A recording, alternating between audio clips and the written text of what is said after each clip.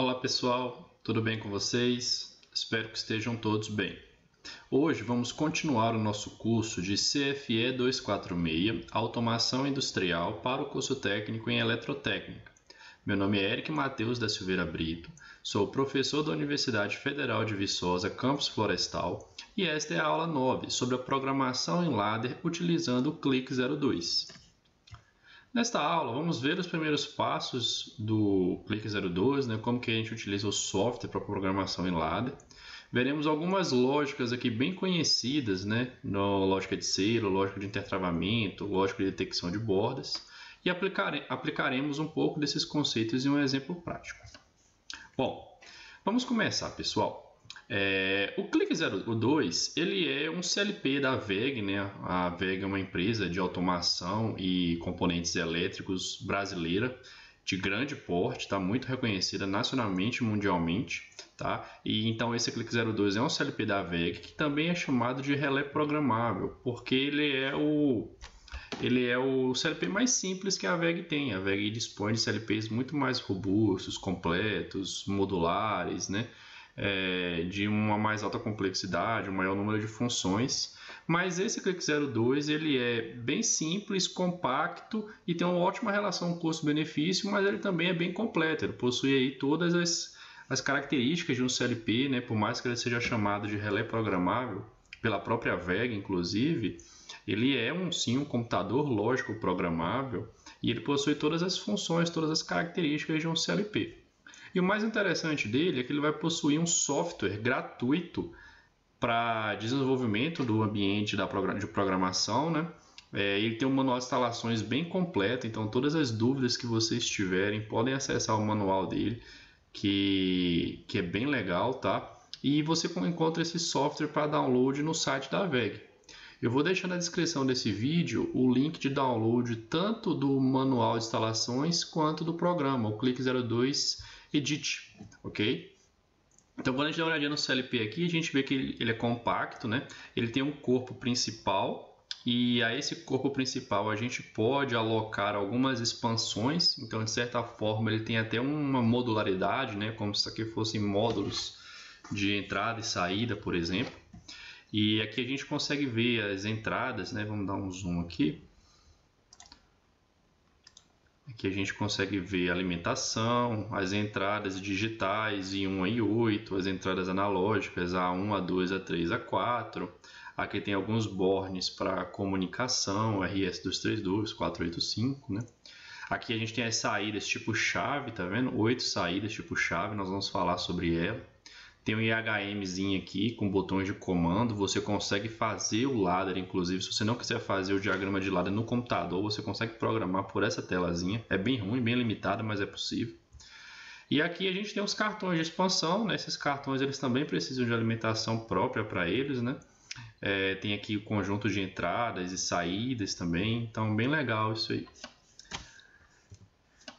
Algumas principais características do Click 02, A tensão de alimentação dele, a gente vai ter ela em níveis contínuos e alternados, 12 VCC ou 24 VCC, ou 110 e 220 VCA, tá?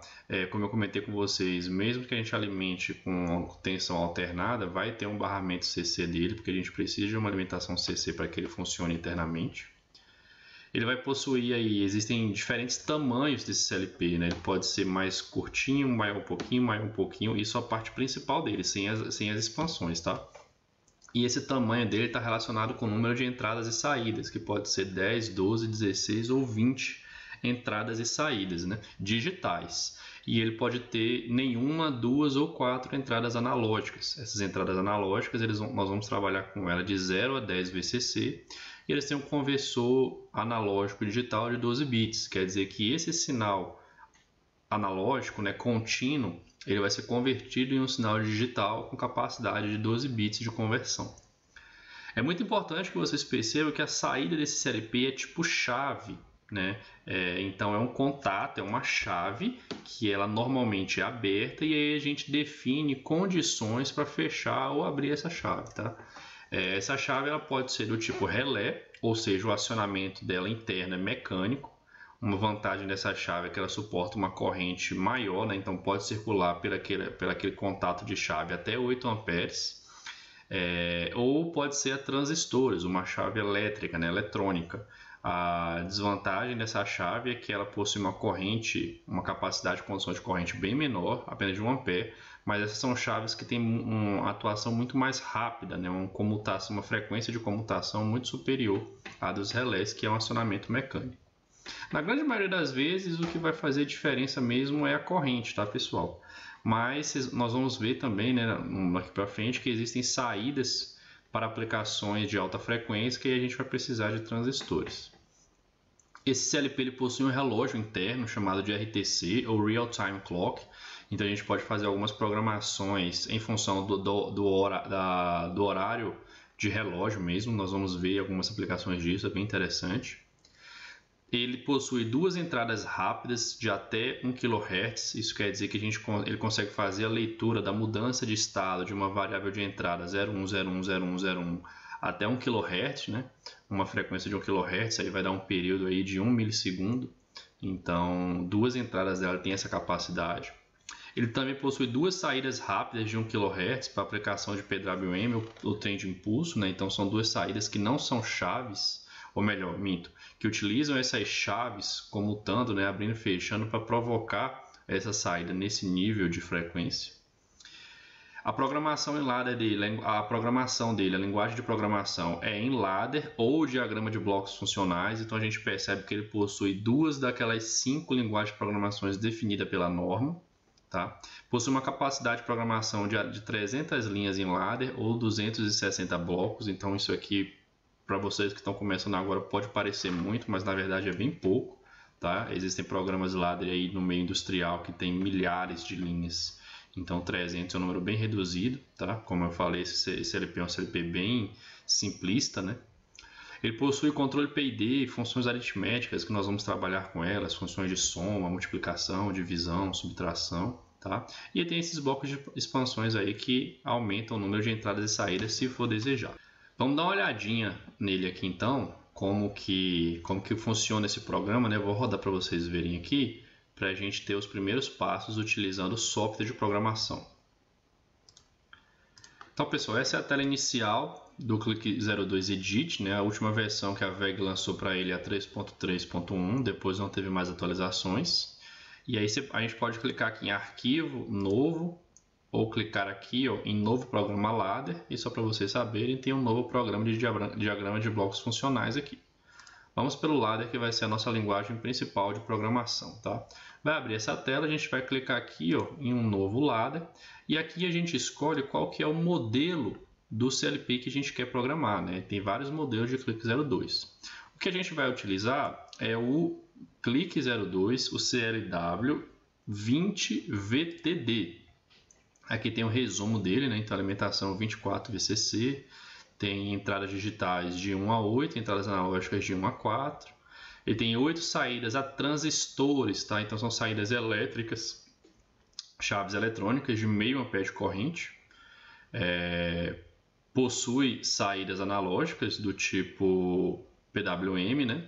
Tem o RTC, tem saída PWM, tem entradas rápidas, né, de 1 kHz, que é a entrada 1 e a entrada 2, possui protocolo de comunicação, teclado, etc. Então esse é o que a gente vai utilizar, tá? O CLW02 20VTD. Só para vocês terem uma ideia, a diferença do 20VTD para o 20VRD é que o VRD ele possui saídas a relés, né? Então ele tem 8 saídas a relés com 8 amperes de corrente. Como essa saída a relé é uma saída mais lenta, ele não tem saída PWM, por exemplo, aqui, tá? Então ele só tem essa saída ela só tem a saída comum como chave, né? Mas nós vamos utilizar aqui a 20VTD. Dando OK, aqui a gente está no nosso ambiente já de programação, tá? Aqui a gente tem onde a gente coloca ao lado, né, a barra da esquerda e a barra da direita, por onde flui essa energia virtual para fazer o ladder funcionar. E aqui a gente tem as letras do teclado, os atalhos do teclado que representam cada uma das funções. Então a gente tem aqui na entrada, né, que a entrada fica sempre à esquerda. A gente tem aqui o I, que é a entrada digital, o X, que é a entrada digital do tipo expansão, o Z também, que é um outro tipo de expansão. Aqui na saída a gente tem o Q, que é uma saída digital, o Y, que é uma saída digital do bloco de expansão, M, N, que são saídas são variáveis auxiliares, é como se ela fosse uma saída, ela se comporta exatamente igual uma saída, só que ela não tem representação física, você não liga nada no CLP fisicamente, né? Ela só existe dentro do ladder. Vocês vão ver que ela é muito utilizada aí como variáveis auxiliares para facilitar a programação em ladder. Temos temporizadores, contadores, o RTC, comparadores, os blocos de soma e subtração, multiplicação e divisão, blocos de controle. Então, essas letras que estão representadas aqui, elas também são atalhos do teclado, tá? Então, a gente pode, por exemplo, chegar aqui e clicar no I, né? Então, já vai entender que isso é uma entrada I, aqui a gente escolhe o número da entrada que a gente quer, né? Tem desde a I1 até a I0C, então são 12 no total, né? E aqui a gente escolhe se é normalmente aberta ou normalmente fechada, tá? Então vamos colocar I1 aqui, por exemplo. Só para vocês saberem, se fosse normalmente fechada, ela seria minúsculo. Então o programa entende que o I maiúsculo é aberto e o I minúsculo é fechado. Isso serve para as outras variáveis também.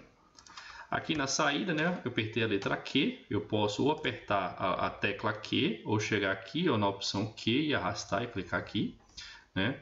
E aqui a gente pode trabalhar com Q1 até Q8, por que só Q1 até Q8? Porque esse Q está diretamente relacionado com aquele contato de chave na saída do CLP, então isso aqui tem uma representação física do CLP. Se eu fosse trabalhar com M, por exemplo, que o M não tem uma representação física, é uma variável auxiliar qualquer, vocês vão ver que eu tenho muito mais. Eu tenho um total, se eu não me falha a memória agora, de 31 ou 32. Acho que são 32 M e 32 N, né? Isso aqui não tem representação física, ok? Mas vamos pegar aqui a M, tá? Aqui, desculpa. E aqui agora, como que eu faço para ligar esse ponto nesse? Eu posso vir aqui, pegar essa tecla aqui, né, dessa barra horizontal, ou apertar simplesmente a letra A. A ela faz o preenchimento na horizontal, e se eu quiser fazer o preenchimento na vertical, eu posso apertar aqui nessa tecla aqui, ou apertar a tecla L, né? E aí ele faz o contato vertical, o famoso paralelo, né?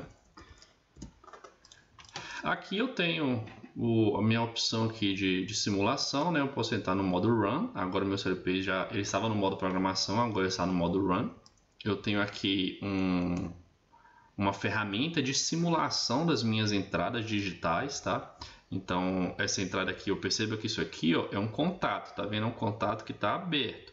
Quando eu aperto, ele fica vermelho, eu fechei o contato. E isso repercute diretamente aqui no meu lado. Então aqui ele estava aberto, né? Então não passa energia por esse contato, então Q1 não está ligado. E quando eu pressiono ele está fechado, então passa energia por aqui, chega até aqui Q1 está ligado. Perceba então que quando ele fica verdinho, né, quer dizer que está passando energia, e quando ele não fica verdinho aqui, quer dizer que não está circulando energia por esses componentes, ok? Então essa foi uma visão rápida. À medida que a gente foi evoluindo na aula, nós vamos retornando aqui para aprender algumas ferramentas novas de ladder, ok? Bom, pessoal, vamos aprender agora a lógica de selo, que é uma das lógicas assim mais importantes para quem vai trabalhar com o CLP, tá? O que é essa lógica de selo, né? Vamos considerar aqui aquele diagrama ladder que a gente acabou de fazer, acabou de simular, né? Eu fiz um corte dele aqui, e onde I1, esse 1, ele é um botão normalmente aberto, esses botões chamados também de botoeiras, né? Um botão de comando para painel elétrico e etc. Normalmente aberto, sem retenção. O que quer dizer sem retenção? Quando eu aperto ele comuta o seu estado, né? Então se ele era normalmente aberto, ele vai ficar fechado. E eu tenho botões desses também normalmente fechados. Quando eu aperto, ele muda para normalmente fechado. E se ele é normalmente fechado, ele abre o contato, né? Então esse 1 que eu estou usando aqui, ele é normalmente aberto. Sem retenção, quer dizer que quando eu aperto ele muda o estado, quando eu solto ele retorna para sua posição de repouso. tá? E Q1 é uma carga que vai ser acionada, né? Uma carga qualquer. Nesse caso, eu estou considerando ela como um LED sinalizador, um LEDzinho verde que nós precisamos jogar uma tensão de alimentação nele. Nós vamos ver como que a gente faz isso para fazer esse LED ligar. Então, simples, eu aperto I1, quero ligar um LED, né? Então, o que acontece quando eu mantenho I1 pressionado, né? Esse aqui é um botão sem retenção, eu vou e aperto o botão e seguro.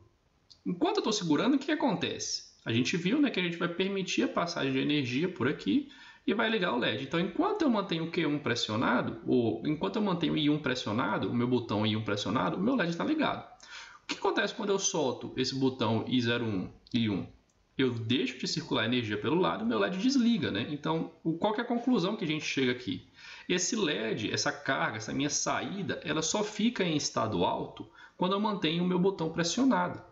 E isso, muitas vezes, não é interessante. O cara quer ir lá apertar o botão e iniciar o processo dele, ligar o motor dele, ligar o LED dele, fazer funcionar e, né, aperta uma vez e aí já faz funcionar. Para isso existe a lógica de selo, né? Essa lógica de selo, ela vai utilizar o contato normalmente aberto da saída que a gente deseja manter sempre ligada, né, depois que a gente solta o botão, em paralelo com a condição de acionamento da entrada. Por que eu coloquei aqui condição de acionamento da entrada? Porque para eu ligar essa carga, eu posso ter outras condições além de I1. O meu LED só vai ligar se eu apertar I1 e se o motor estiver desligado, e se o outro LED não estiver ligado, e se o sensor de proximidade estiver acionado. Então, existe uma série, né, de condições que podem estar aqui para acionar Q1. E aí, quando eu quero que Q1 permaneça acionado, mesmo depois que essa série de condições já não está mais acionada, né? Então eu preciso utilizar o selo colocando o contato normalmente aberto de Q1 em paralelo com essas condições. Vamos simplificar aqui para pensando só para I1, tá? Olha só o que acontece. Quando eu aperto I1,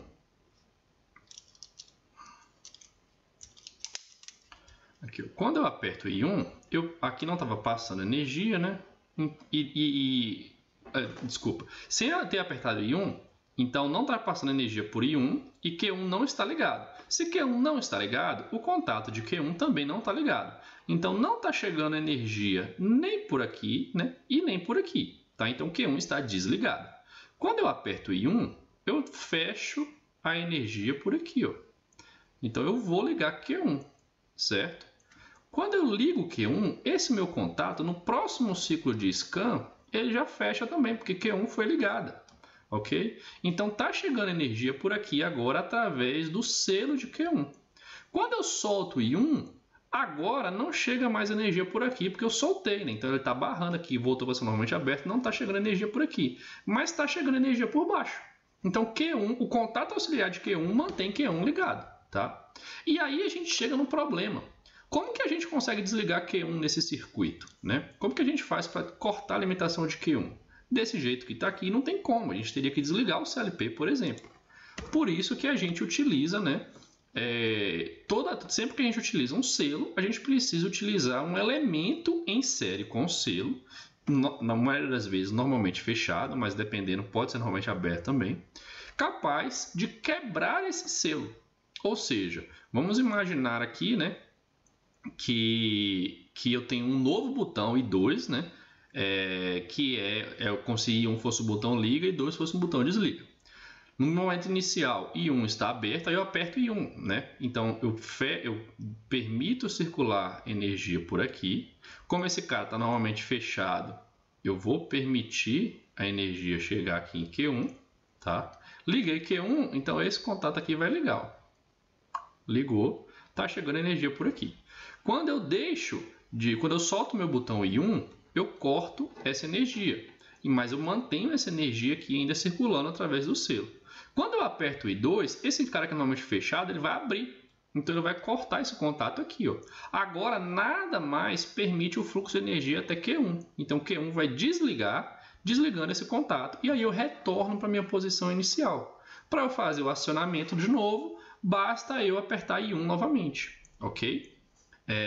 Então esse selo funcionaria assim, sempre com a condição de liga, o selo em paralelo com a condição de liga e a condição de desliga, que quebra o selo. Esses são os elementos que devem estar presentes na lógica de selo.